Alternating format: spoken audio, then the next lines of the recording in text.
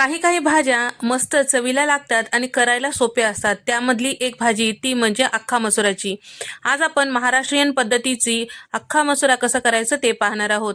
1.5 cup अख्खा मसुरा साधारण 4 तासापूर्वी स्वच्छ धुवून त्यानंतर त्यामध्ये पुरेसं पाणी टाकून भिजत ठेवलेलं होतं. धुते वेळेस 3 ते 4 पाणी बदलून धुवायचं, कारण यामध्ये थोडंसं जास्त असं काळपट वगैरे पाणी जातो, त्यासाठी 2-3 पाण्याने धुवायचं.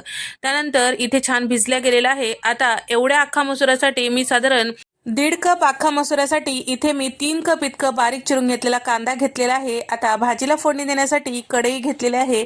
आता कढईमध्ये साधारण 5 चमचे इतकं तेल टाकून घेतलेलं आहे. चमचाभर इथे मी जिरे टाकून घेतलेलं आहे आणि सोबतच इथे मी घेतलेला आहे दालचिनीचा तुकडे छोटे घेतलेले आहेत आणि त्याचबरोबर 2 इथे मी तमालपत्र, 1 चक्री फूल, 3 ते 4 इथे मी हिरवी वेलची आणि 1 मोठी वेलची टाकून घेतलेला आहे.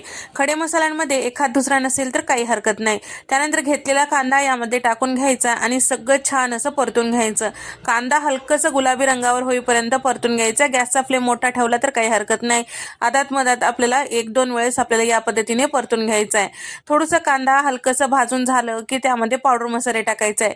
पावडर मसाल्यांमध्ये इथे मी घेतलेला आहे 1.5 चमचा इतकं लाल मिरची पावडर, चमचाभर बेडगी मिरची पावडर, 1 चमचा हळद आणि 1 चमचा गरम मसाला आणि 1.5 चमचा कांदा लसूण मसाला आणि 1 मोठा चमचा इथे मी घेतलेला आहे धने पावडर. तर हे सगळे पावडर मसाले शक्यतो टाका, म्हणजे चवीला छान होते भाजी. त्यानंतर इथे आपल्याला हे पावडर मसाले कांद्यामध्ये टाकून घ्यायचे. सगळे पावडर मसाले छान असं व्यवस्थित मिक्स करून घ्यायचं आहे. आता सगळं छान असं व्यवस्थित मिक्स झालं की यामध्ये टाकायचं आहे भिजून ठेवलेला जे अख्खा मसुरा होता ते, त्यामधलं एक्स्ट्राचं पाणी काढून टाकलेलं आहे. अख्खा मसुरा यामध्ये टाकून घेतलेला आहे आणि मी पाव चमचा इथे मी भाजलेले जिरेचे पूड टाकलेलं आहे, टाकायचं विसरलेलं होतं. त्यानंतर चवीपुरतं मीठ टाकून घेतलेलं आहे. ते सगळं छान व्यवस्थित मिक्स करून घ्यायचं. आणि आता हॉटेल किंवा ढाब्यावर पटकन हे अख्खा मसुरा शिजले जाते, तर त्यामध्ये एक सिक्रेट इन्ग्रेडियंट्स टाकलं जातं, तो म्हणजे 1 पाव चमचा इतकं खाण्याचं सोडा. त्यामुळे पटकन शिजल्या जाते आणि चवीला देखील मस्त होते. तर या ठिकाणी आता झाकून ठेवूया आणि 1 मिनिट झाकल्यानंतर तुम्ही बघू शकता तेल साईडला सुटलेलं आहे. पावडर मसाले सगळे छान असं शिजल्या गेलेले आहेत आणि त्याचबरोबर यामध्ये टाकायचं आहे पाणी. तर इथे मी साधारण 2 ते 2.5 ग्लास इतकं गरम पाणी करून घेतलेलं आहे. गरम पाणीच टाका, म्हणजे भाजी पटकन होते. आता भाजी शिजेपर्यंत आपल्याला तडका तयार करून घ्यायचा आहे. तर तडका पॅनमध्ये इथे मी साधारण 4 चमचे तेल गरम करून घेतलेलं आहे. पाव चमचा जिरे, अर्धा चमचा शहाजिरा यामध्ये टाकून घेतलेला आहे. अर्धा कप बारीक चिरून घेतलेला कांदा सुद्धा यामध्ये टाकलेला आहे. सुरुवातीला जे कांदा दाखवलेला होता त्यापैकी मी थोडासा कांदा ठेवलेला होता, तेच टाकून घेतलेला आहे. अर्धा चमचा हिंग, 8 ते 10 कडीपत्त्याची पानं, थोडीशी कोथिंबीर आणि साधारण 1.5 चमचा इतकं ठेचून घेतलेलं आलं आणि चमचाभर त्याचबरोबर 1.5 चमचा इतकं ठेचून घेतलेलं लसूण सुद्धा टाकून घेतलेलं आहे. आलं लसूण या पद्धतीने तडक्यामध्ये टाकल्यामुळे भाजीला मस्त फ्लेवर येतो. तर हे तडका तयार झालेला आहे. सोबतच इथे मी 2 चमचे इतकं लोणी टाकून घेतलेलं आहे. बटर सुद्धा तुम्ही इथे वापरू शकता. गॅस बंद केलेला आहे. छान असं हे तडका तयार झालेला आहे. यामध्ये साधारण चमचाभर बेडगी मिरची पावडर टाकून घेतलेला आहे. त्यामुळे आपल्या भाजीला रंग मस्त रेस्टॉरंट स्टाईल किंवा ढाब्यावर मिळतो त्या पद्धतीची तयार होते.